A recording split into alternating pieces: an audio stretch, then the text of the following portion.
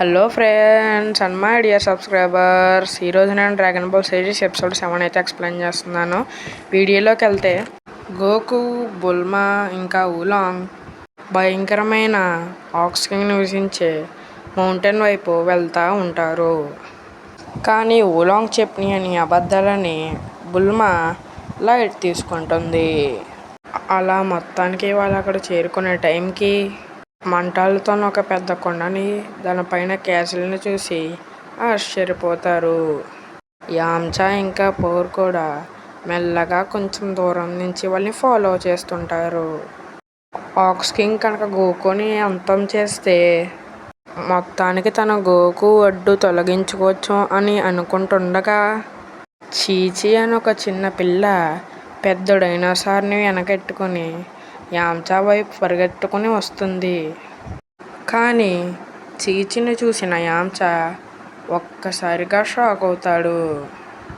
ఎందుకంటే చీచీ ఒక అటాక్తోనే ఆ డైనోసార్ తలని 2 ముక్కలుగా నరికి, అయినా కూడా ఆగకుండా తన హాల్మెట్ నుంచి వచ్చిన లేజర్తో ఆ డైనోసార్ని మార్చి మసి చేస్తుంది.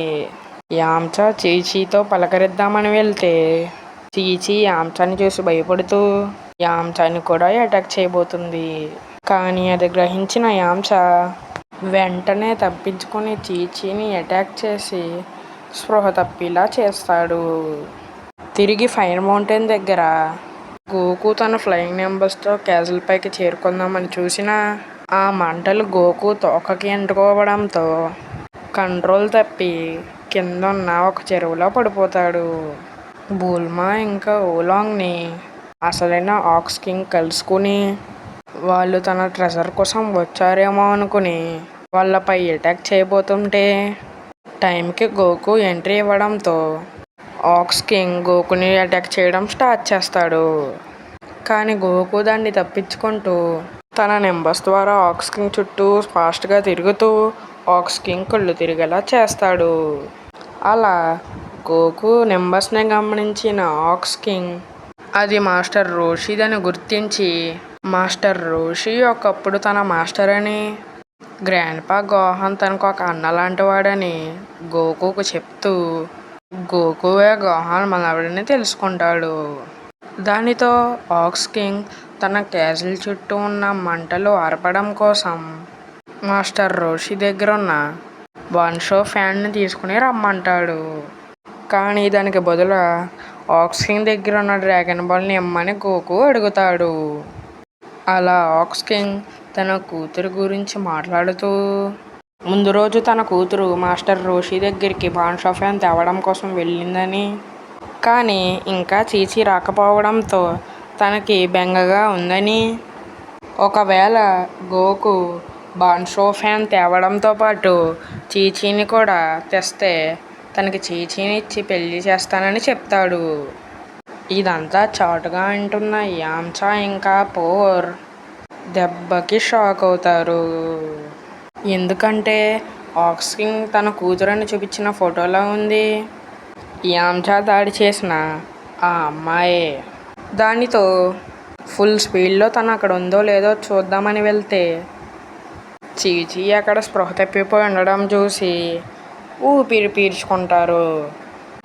యామ్చా చీచీని నిద్ర లేపడానికి ట్రై చేస్తుండగా చీచీ నిద్రలేచి మళ్ళీ భయపడి అటాక్ చేయబోతుంటే ఏం చెయ్యాలో తెలియక యామ్చా ఆగు ఆగు, నేను నిన్ను చూసిన వెంటనే నీతో ప్రేమలో పడ్డాను అని చెప్పడంతో చీచీ సిగ్గుపడిపోతుంది.